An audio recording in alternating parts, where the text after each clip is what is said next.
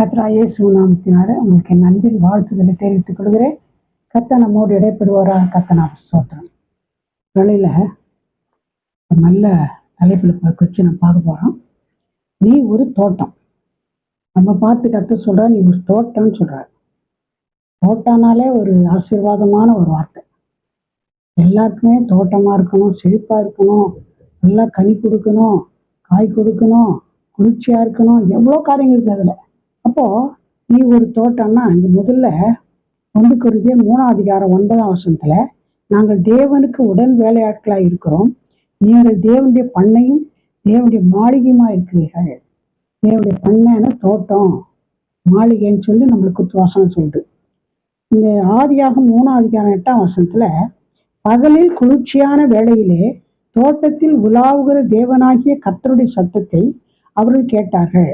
அப்பொழுது ஆதாமும் அவன் மனைவியும் தேவனாய் கர்த்தருடைய சந்நிதிக்கு விலகி தோட்டத்தின் விருட்சங்களுக்குள்ளே ஒளிந்து கொண்டார்கள். இங்க ஏதேன் தோட்டத்துல ஆதாம் ஏவாள் யாருன்னா அவங்க தெரிஞ்சிருக்கோம். முதல் சிருஷ்டிக்கப்பட்டுள்ள கர்த்தரால ஆதாம் ஏவாள். அவங்க 2 பேரும் சிருஷ்டித்து கர்த்தர் ஏதேன் தோட்டத்தில் வச்சிருந்தார். அவர் ஏதேன் தோட்டத்தில் வச்ச நோக்கமே என்னன்னு சொன்னா, அவங்களோடு உறவாடணும், அவங்களோடு பேசணும், அவங்களோட சந்தோஷமா இருக்கணும் விரும்புகிறார். பாருங்க, இது எந்த ஏணி போட்டாலும் எட்டாவது ஒரு காரியம், ஜீர்ணிக்க முடியாத ஒரு காரியம். அவர் தேவாதி தேவன், நம்ம வெறும் மண்ணில் உருவாக்கப்பட்ட மனுப்புத்திறன். நம்ம கூட உலாவணும், நம்ம கூட இருக்கணும், சந்தோஷமா இருக்கணும்னு விரும்புகிறார். அதுக்கு தான் அவங்கள வச்சார் தோட்டத்தில் வச்சுட்டு, வேறு இந்த கனியை மட்டும் பிடிச்சிக்காதீங்க, இதை பிடிச்சிட்டா நீங்கள் சாவுங்க சொல்லிட்டார். ஆனால் அவங்க கூட இப்போ பகலில் குளிர்ச்சியான வேலையில் டெய்லி எத்தனை நாள் சுற்றினாங்க, எத்தனை மாதம் நம்மளுக்கு தெரியல, பைபிள் அதெல்லாம் சொல்ல.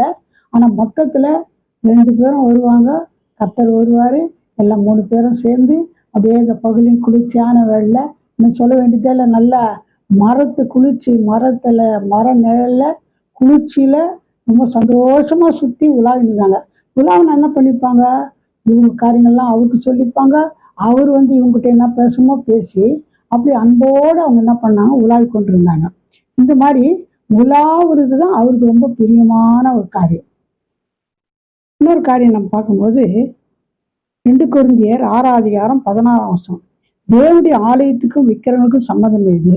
நான் அவர்களுக்குள்ளே வாசம் பண்ணி அவர்களுக்குள்ளே உலாவி அவர்கள் தேவனாயிருப்பேன், அவர்கள் என் ஜனமாயிருப்பார்கள் என்று தேவன் சொன்னபடி நீங்கள் ஜீவனுள்ள தேவனுடைய ஆலயமா இருக்கிறீர்கள்.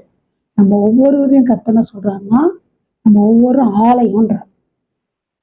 எதுக்கு ஆலயம் என்னான்னு சொன்னா, அவர் ஆலயத்தை கூட அவர் அந்த நாள்ல தேவாதேவனா இருந்தாலும் எனக்கு ஒரு ஆலயம் கட்டுங்கன்னு சொல்லவே இல்லை. அவங்க சொன்னா இல்லை கேட்டனா திரைகள் மத்தியில் தான் இருந்தார். ஆலயம் கட்ட சொல்லி கேட்கவே இல்லை. ஆனால் இந்த ஆலயம் ஏன் கட்டணும், ஆலயம்னாக்கா நம்மளே ஆலயம், நீங்களே ஆலயம்னு கர்த்தர் சொல்றாரு. இப்போ நம்மளே ஆலயமா இருக்கிறதுனால என்ன பண்ணுவார் அவரு, அன்றைக்கு ஆதாமோடு ஏவாளோட அந்த பகலின் குளிர்ச்சியான வேளையில சுற்றி வந்தது போல நமக்குள்ள வாசம் பண்ணி நமக்குள்ள உலாவி நமக்கு தேவனாயிருக்கணும்னு விரும்புகிறார். இது ரொம்ப சந்தோஷமான ஒரு காரியம். அவர்களின் ஜனமாயிருப்பார்கள் என்று தேவன் சொன்னபடி நீங்கள் ஜீவனுள்ள தேவனுடைய ஆலயமா இருக்கிறீர்கள். இப்போ நமக்குள்ள தங்கி நமக்குள்ள உலாவுறாருன்னா அவருக்கு என்ன சந்தோஷம்னா, நம்ம அவரோட கூட இருக்கணும். அதான் சுருக்கமாக சொல்லனா, நம்ம அன்புக்கு அவர் ஏங்குறாரு. நீ என் கூட இருக்க மாட்டீங்களா, என் கூட பேச மாட்டீங்களா, இப்படி சொல்றாரு. அன்னைக்கு ஆதாம் ஏவாளை கர்த்தர் அந்த ஏதேன் தோட்டத்தில் வச்சப்போ உலாவின்னு தான் இருந்தாங்க. இப்போ பழத்தை சாப்பிடுவானான்னு சொன்னா பிசாசு வந்தான், அவங்கள ஏமாத்தனா, சாப்பிடுங்க அதெல்லாம் ஒன்றும் இல்லை, சாப்பிட்டீங்க தேவர் போல ஆகணும்னு சொன்னதுனால என்ன பண்ணாங்க, அந்த பழத்தை சாப்பிட்டாங்க 2 பேரும். ஒரு பழத்தை எடுத்து அவ பாதி சாப்பிட்டு கணவன் பாதி கொடுத்ததுனால என்ன பண்ணாங்க, கர்த்தர் கீழ்ப்படியாத போனதுனால தேவ மகிமை போயிடுச்சு, சாவில் ஆத்துமால செத்து போனாங்க. அப்போது அந்த நாள் கர்த்தர் என்ன பண்ண விசாரிச்சாரு, உத்தரம் ஆமாம் நாங்கள் செய்ய தப்புன்னு சொல்லியிருந்தா அதோடு முடிஞ்சு போயிருக்கோம், மன்னிச்சிருப்பாரு. மன்னிப்பே கேட்கல. ஒருத்தர் மேலே ஒருத்தர் நீ ஏவாள்ன்றா சொல்கிற, நீ கொடுத்த கனவு தான்றா, நீ ஏவாள்ன்றது எந்த சத்துரு தான் பண்ணிச்சா ஒருத்தர் மேலே ஒருத்தர் சாக்க சொன்னாங்க. அதனால் என்ன நடந்துச்சுன்னா அவங்கள தோட்டத்தை விட்டு வெளியே அனுப்பிச்சிட்டார். தோட்டத்தை விட்டு வெளியே அனுப்பிச்சா கூட கர்த்தர் என்ன யோசிக்கிறாருன்னா, ஐயோ என் ஜனம் கூட இருக்கணும் அப்படியே யோசிச்சு தான் இந்த நாட்கள்ல, அதாவது இப்போ 2024 வருஷம் ஆச்சு. இதுக்கு முன்னால இயேசு மனுக்குலத்துல அவர் என்ன பண்ணாரு, ஒரு தாய் ஒரு மரியாளுடைய கர்ப்பத்துல தெரிந்து கொண்டு இந்த மனு உலகத்துல மனுஷனா குழந்தையா நம்ம போல மாம்சத்தோடு ரத்தத்தோடு பிறந்தார். பிறந்து 33 வருஷம் வாழ்ந்தார். அப்போ கூட என்ன பண்ணாருன்னா, நீங்க தான் என்னுடைய ஆலயங்க, உங்களுக்குள்ள நான் வாசம் பண்ணணும், உங்களோட இருக்கணும்னு அவர் என்ன செய்யறாரு, விரும்புறார். அப்போ இதுதான் அவரு ஏதேன் தோட்டம்னா என்ன அர்த்தம்னா, அது ஆலயம், நம்ம ஒரு ஆலயம், விசுவாசிகள் தேவனுடைய ஆலயம். இப்போ கிறிஸ்து மனிதர்களோட உலாவி அவள் ஐக்கியத்துல மகிழ்ந்து இருக்கணுன்றதான் ஏதேன் தோட்டத்துக்கு அது மட்டும் ஏதேன் தோட்டம் நல்ல பூ கனி எல்லாமே இருந்தது. விதவிதமான பூ விதவிதமான கனி எல்லாமே இருந்தது. அது போல நம்ம அவரோட கூட வாழ்ந்து அவருக்கு கனி கொடுக்கணும்னு கர்த்தர் விரும்புகிறார். கர்த்தர் நாம் ஸ்தோத்திரம். அடுத்தபடியாக அடைக்கப்பட்ட தோட்டம் எல்லாம் மறைக்கப்பட்ட தோட்டம். பாட்டு 4:12 சகோதரியே என் மணவாளியே, நீ அடைக்கப்பட்ட தோட்டமும் மறைவு கட்டப்பட்ட நீரூற்றும் முத்திரிக்கப்பட்ட கிணறுமாய் இருக்கிறாய். முதல்ல என்ன சொன்னான், ஏதேன் தோட்டம்னார். ரெண்டாவது என்ன சொல்றாருன்னா, நீ அடைக்கப்பட்ட தோட்டம், இல்லைன்னா மறைவு கட்டப்பட்ட தோட்டம். ஆனா மறைவு கட்டப்பட்டது அடைக்கப்பட்டது என்ன இருக்குன்னா, ஒரு பாதுகாப்பான ஒரு தோட்டம். சுத்திலும் என்ன செய்யறாருன்னா, இந்த மறைக்கப்பட்ட தோட்டம்னா சுத்திலும் அவர் ஒரு சுவர் மாதிரி, ஒரு சுவர்னா ஒரு நல்ல சுவர் தான், சுற்றிலும் ஒரு சுவரை என்ன பண்றாரு, உருவாக்கிறார். ஏன்னா வெளியில சுவர் உள்ள சுற்றிலும் சுவர் காம்பவுண்ட் வால் மாதிரி இருக்குமானா, வெளியில இருக்கிற மிருகமோ வெளியில இருக்கிற எந்த பிராணியோ எந்த ஆட்களோ யாரை அந்த மரத்தை அந்த அந்த அந்த தோட்டத்தை சேதப்படுத்தக்கூடாதபடி என்ன பண்றாரா, அடைக்கப்பட்டு அல்லது மறைவுக்கப்பட்ட பெண்கள் நம்மளுக்கு பிறரு நம்மளுக்கு தீமையும் செய்யக்கூடாது. அதே நேரத்துல நம்ம என்ன பண்ணோம், அவருக்கு உகந்த பாத்திரமாக இருந்து நல்ல கனிகளை பழங்களை நல்ல விருட்சங்களா இருக்கணும் நம்ம கத்திடத்துல நம்மிடத்துல எதிர்பார்க்கிறார். இந்த மறைவு கட்டப்பட்டிருந்ததுனால, மறைக்கப்பட்டிருக்கிற தோட்டமா இருக்கிறதுனால வேற யாரும் அங்க நடமாடவே முடியாது. அவர் மட்டும்தான் நடுவார், நம்மோட அவரோட நடமாடுவார். மற்றபடி வெளியாளுங்க யாருமே உள்ள வரவே முடியாது. அப்போ நம்ம தனித்து பரிசுத்தமா நம்ம வாழ்வோமானா கண்டிப்பா கத்தனசி அவருக்கு உகந்த கனிகளை நம்ம கொடுக்க முடியும். இன்னொரு சுருக்கமா சொல்லணும்னா, அவரோட மட்டும் நம்ம உறவாடணும். நம்ம தான் அடைக்கப்பட்ட தோட்டம். உலக மக்கள் எல்லாம் அது ஒன்றுமே இல்லை, அவங்கெல்லாம் வெறும் ஒரு சாதாரண இடம் மாதிரி, பலவன மாதிரி. அவருக்கு நம்ம தான் மறைக்கப்பட்ட தோட்டம். நம்மளை பாதுகாக்கிறாரு, நம்மளை பத்திரமா பாதுகாத்து அவருக்கு உகந்தவள நம்ம வாழணும்னு கர்த்தர் நம்மிடத்துல விரும்புகிறார். யோபு 1:10 நீர் அவனையும் அவன் வீட்டையும் அவனுக்கு உண்டான எல்லாவற்றையும் சுற்றி வேலை அடிக்கவில்லையோ, அவன் கைகளின் கிரியை ஆசீர்வதித்தேன், அவனுடைய சம்பத்து தேசத்திலே பெருகிற்று. ரொம்ப நல்ல பக்தியுள்ள ஒரு மனுஷன் யாருன்னா யோபு. அவர் கர்த்தர் பயந்து ஜீவித்து கர்த்தருக்காக வாழ்ந்து வந்தார். அவன் மேல ஒரு பொறாமப்பட்டு போய் இப்படிலாம் அழிச்சிடணும் உன்னை கர்த்தர் சொல்றாரு, நீ என்ன யோபு மேல என் தாசனாகி யோபு மேல கவனம் வச்சாயோ சொல்லிட்டு அவன் மாதிரி உலகத்துல யாருமே இல்லைன்னு சொல்லிட்டாரு. இவன் என்ன சொன்னா, உங்களுக்கு பயந்து நடக்கிறாருன்னா காரணம் என்னன்னா, நீங்க அவனையும் அவனுக்கு உண்டான எல்லாவற்றையும் வேலை அடிச்சு காக்குறீங்க. அந்த மாதிரி அதனால்தான் அவன் கையின் பிரயாசத்தெல்லாம் ஆசீர்வச்சிருக்கிறீங்க, அவன் சம்பத்து தேசத்துல பெருகி போயிடுச்சுன்றார். பாருங்க, இப்போ கர்த்தர் நம்ம வேலி அடித்து பாதுகாப்பானா, அப்போதான் சொல்றான், நான் ஒன்றும் தொடவே முடியாது, ஏன்னா நீங்க வேலி அடிச்சு வச்சுக்கிறீங்க, அவரையும் அவருக்குள்ள எல்லாவற்றையும் வேலி அடித்து வச்சிருக்கோம், தொட முடியாதுன்றார்.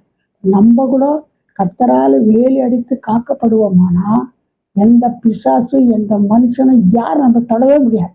அப்போ இதை நம்ம விரும்பணும், ஆண்டவரே நமக்கு அடைக்கப்பட்ட ஒரு தோட்டமா இருக்கணும்ப்பா, யாரும் வெளியிலேருந்து எந்த பிசாசும் எல்லா ஆட்களும் எதுவும் வரக்கூடாது, எங்களை பாதுகாத்துங்க, உமக்கு பிரியமா நீங்க நானும் நீங்க. நான் உன்னத பாட்டில் பார்க்குறோம், என் நேசர் என்னுடையவர், நான் அவருடையவர். அப்படி இருக்கணும்னு தான் கர்த்தர் விரும்புகிறார். அந்த மாதிரி இருக்கணும் கர்த்தாவே மகிழ்ச்சிங்க நம்ம கேட்கும்போது கர்த்தர் நம்மளை ஒரு அடைக்கப்பட்ட மறைக்கப்பட்ட தோட்டமாக வைப்பார். இந்த அனுபவம் நமக்கு ரொம்ப முக்கியமானது, தேவையானது. அடுத்தது நீர்ப்பாய்ச்சலான தோட்டம். ஏசாயா 58:11.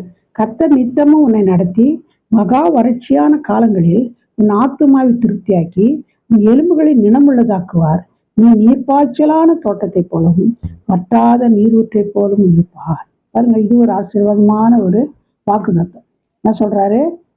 கர்த்தர் உன்னை நித்தமா நடத்துவாரானா, கர்த்தர் உன்னை நித்தமா நடத்துவாரான்னு சொன்னா கண்டிப்பா என்ன இருப்ப? ஆசீர்வாதமா இருப்ப. எப்படி ஆசீர்வாதம்னா, நித்தமும் உன்னை நடத்தி மகா வறட்சியான காலம், ரொம்ப பயங்கரமா மழையே இல்லை, அந்த மாதிரி வறட்சியான காலத்துல கூட கர்த்தர் என்ன பண்ணுவாராம்? உன் ஆத்துமாவை திருப்தியாக்கி உன் எலும்புகளை நிலமுள்ளதாக்குவார். நீ நீர்ப்பாய்ச்சலான தோட்டத்தை போலும் வற்றாத நீரூற்றை போல இருப்பார். இப்போ கர்த்தர் நம்ம ஆசீர்வதிப்பாரானா, கர்த்தர் நம்ம நித்தமா நடத்துவாரானா, நம்ம நீர்ப்பாய்ச்சலான தோட்டத்தை போல காணப்படும். இது எப்போ நடக்கும்னா, இஸ்ரவேல் ஜனங்க கர்த்தருக்கு கீழ்ப்படியில, கர்த்தரை சரியா தேடல, அதனால வேண்டிய இந்த மாதிரி ஆசீர்வாதம் கிடைக்கல. இன்னைக்கு நமக்கு இந்த ஆசீர்வாதம் கிடைக்கணும்னு சொன்னா நம்ம மனம் திரும்பி கர்த்தரை தேடணும், அவரை விசுவாசிக்கணும், அவர் கற்பனைகளுக்கு கீழ்ப்படிக்கணும். அந்த மாதிரி தேவ வசனத்தின்படி கீழ்ப்படிந்து நடந்தா நமக்கு என்ன செய்யுதுன்னா இந்த மாதிரி ஆசீர்வாதம் காணப்படுது. பாருங்க, நினமுள்ளதாக எலும்புகளை நினமுள்ளதாக்குவாராம். நம்ம நீர்ப்பாய்ச்சலான ஒரு தோட்டத்தை போல நம்ம காணப்படுவோம். இப்போ நீர்ப்பாய்ச்சலான தோட்டம்னா பாருங்க, எந்த தோட்டத்துல தண்ணி நல்லா இருக்குதோ, தண்ணி பாஞ்சினே இருக்குதோ, அது நீர்க்கால் ஓரமாய் நடப்பட்டு தன் காலத்தில் தன் கனியை தருகிற இலை உதிராத மரத்தை போல் இருப்பான்னு சொல்லிட்டு நீதிமான பற்றி வசனம் சொல்லுது. அப்போ தண்ணி எப்போ பாஞ்சினே இருக்குதுன்னு வச்சுங்க, கலர் இருக்கும், இலை உதிராது, நல்லா அதன் காலத்துல கரெக்டா கனி கொடுக்கும். இப்போ நம்ம எல்லா ஆசீர்வாதத்தோடு நம்ம வாழணும்னு சொன்னா நம்ம நீர்ப்பாய்ச்சலான தோட்டத்தை போல இருக்கணும். நம்ம நீர்ப்பாய்ச்சலான தோட்டத்தை போல இருக்கணும்னா கர்த்தரோடு உள்ள உறவு ரொம்ப முக்கியம். இதுதான் நீர்ப்பாய்ச்சலான தோட்டம். அவரோடு உறவுனா என்ன அர்த்தம்? வேதத்தை வாசிக்கணும், ஜெபிக்கணும். நம்ம ஜெபம் பண்ணால் அவர் கேட்குறாரு. வேத வாசித்தா என்ன பண்ணுறாருன்னா, வேத வாசிக்கும் போது அவர் நம்மோடு பேசுகிறாரு. இந்த உறவு நமக்கும் அவருக்கும் இருக்குமானா கண்டிப்பாக என்ன ஆகுனா நமக்குள்ள இந்த நீர்ப்பாய்ச்சலான தோட்டத்தை போல வந்துனே இருக்கும். அப்போ நம்ம நல்ல கனிகளை நம்ம கொடுப்போம், எல்லா ஆசீர்வாதம் நமக்கு கிடைக்கும். இது கர்த்தர் எதிர்பார்க்கிறார். அடுத்தபடியாக கெத்செமனே தோட்டம்.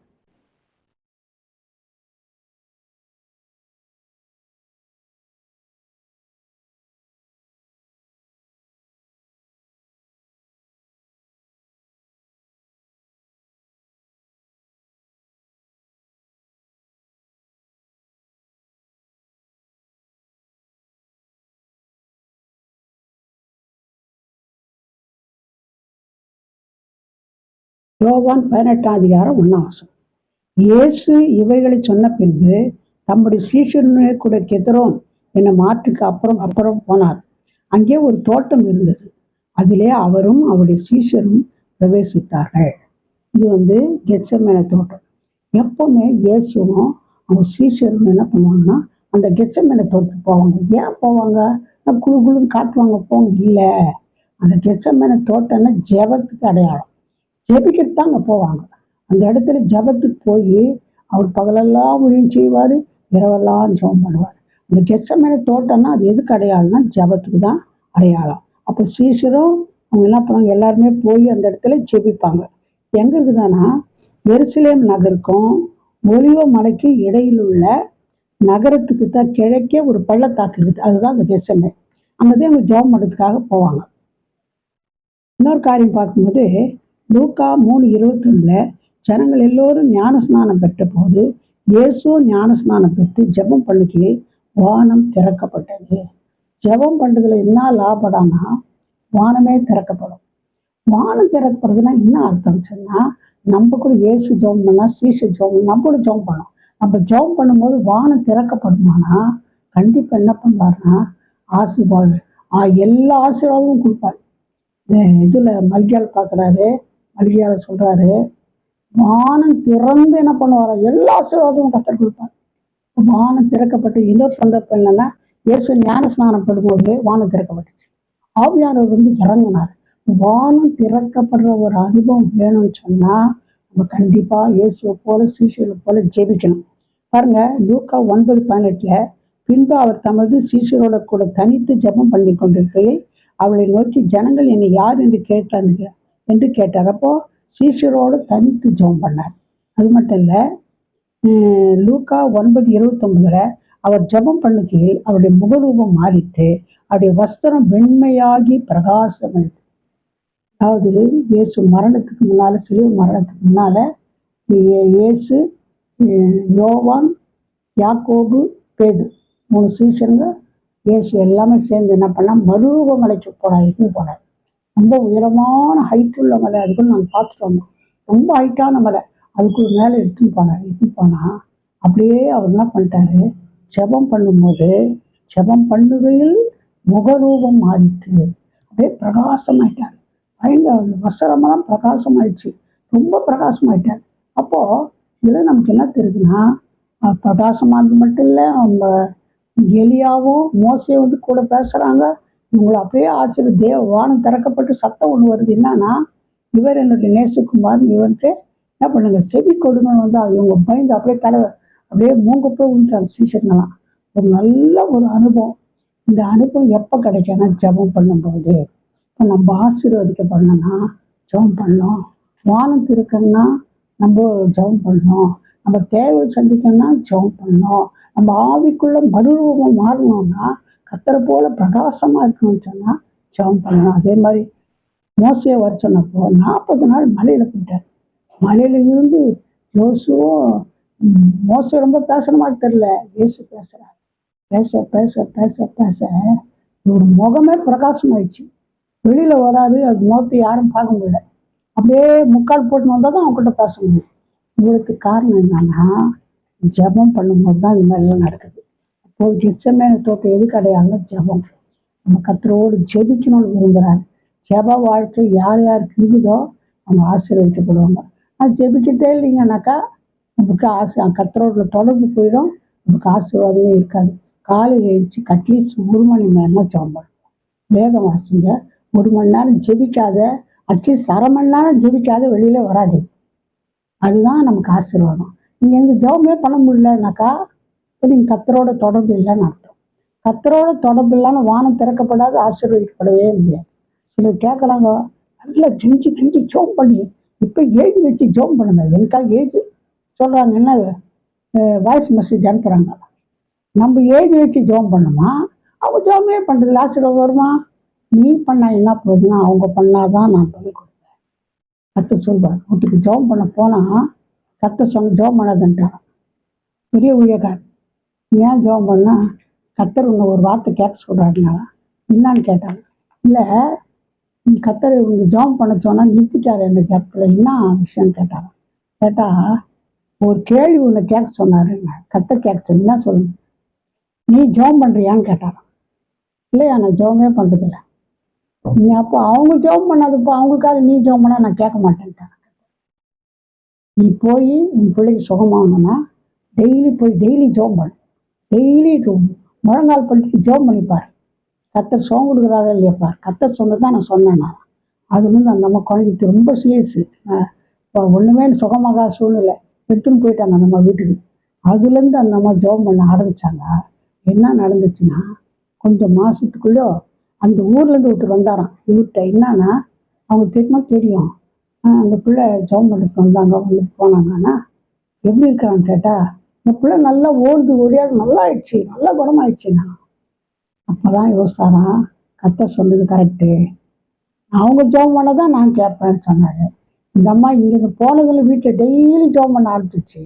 அந்த நடக்க முடியாத, பேச முடியாத அந்த பிள்ளை அருமையாக பேசி நடந்து அழகாக கர்த்தர் மாற்றிட்டேன்.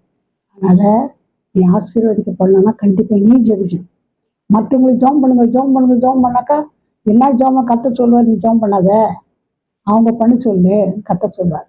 அதனால் நீ ஜெபம் பண்ணுங்க, கர்த்தருடைய ஆசீர்வதிப்பார். அதனால் கர்த்தரோடு உலாவுங்க, கர்த்தரோடு உறவாடுங்க. அடைக்கப்பட்ட தோட்டமாக கர்த்தரோடு மட்டும் உறவாடுங்க. கர்த்தரோடு உறவாடும்போது நம்ம நீர்ப்பாய்ச்சலான தோட்டமாக இருப்போம். எச்சமேல தோட்டமா மாறும். கர்த்தர் உங்களை ஆசீர்வதிப்பார். கர்த்தர் நாம ஸ்தோத்திரம். எங்களை நேசிதான பரம்பிதாவே, நல்ல வேலைக்காக நன்றி துதிக்கிறேன் ஐயா. ஆண்டவரே, எங்களை குறித்து எவ்வளோ பெரிய நோக்கம் வச்சுருக்கீங்கப்பா. ஆண்டவரே, சோத்திரிக்கிற ஐயா. எவ்வளோ உலாவணும் இல்லைங்கப்பா. ஆண்டவரே, ஏதேன் தோட்டம் போல இருக்கணும் இல்லைங்கப்பா. ஆண்டவர் அடைக்கப்பட்ட தோட்டம் போல இருக்கணும் இல்லைங்கப்பா.